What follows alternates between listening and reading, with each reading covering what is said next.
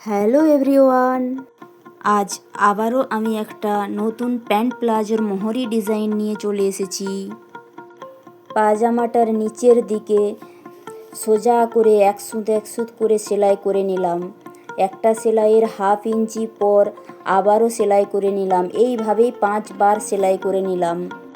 আর আপনারা যারা আমার চ্যানেলে নতুন, তারা আমার চ্যানেলটিকে সাবস্ক্রাইব করে পাশে থাকা বেল আইকনটিকে ক্লিক করে দিন। আপনারা পাশে থাকলে আমি আরও নতুন নতুন ডিজাইন বানাতে মোটিভেট পাই।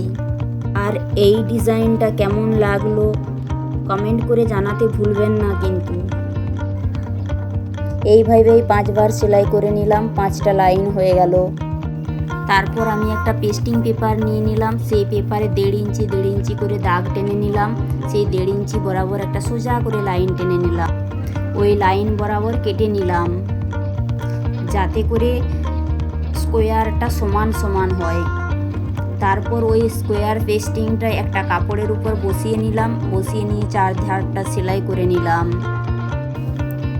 তারপর ওই কাপড়টা আমি যেভাবে বসাচ্ছি এইভাবে বসিয়ে নিতে হবে। নেওয়ার পর আমি সেলাইয়ের জন্য আমি একটা পিন দিয়ে দিলাম, দিয়ে তারপর সেলাই করলাম, কারণ যাতে করে সরে না যায়। আর আপনারা যারা আমার এই ভিডিওটা দেখছেন, যদি আপনাদের ভালো লাগে তাহলে একটা লাইক করে দেবেন। আর কেমন লাগলো কমেন্ট করে জানাতে ভুলবেন না। তারপর আমি এটাকে কেটে নিলাম। কেটে নেওয়ার পর কোনায় কোনায় একটা করে কাট লাগিয়ে দিলাম, কারণ যাতে করে পেস্টিংটা উল্টোতে সুবিধা হয়, কোনো ভাঁজ না পড়ে।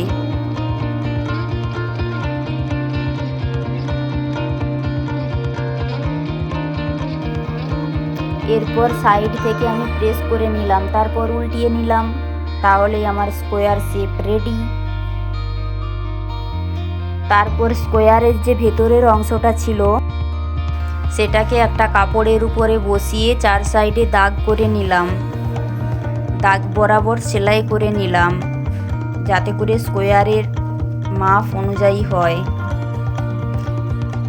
তারপর হাফ ইঞ্চ করে দাগ নিয়ে নিলাম এক কোণাতে।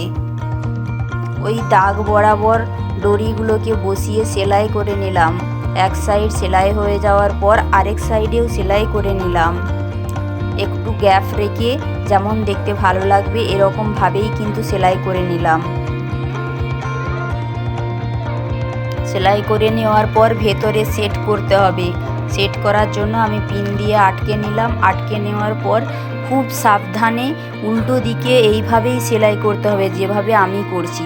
সেলাই করার পরেই সোজা করে দিলেই আমার ডিজাইন রেডি। ভিডিওটা কেমন লাগলো এবং ডিজাইনটা কেমন লাগলো কমেন্ট করে জানাতে ভুলবেন না।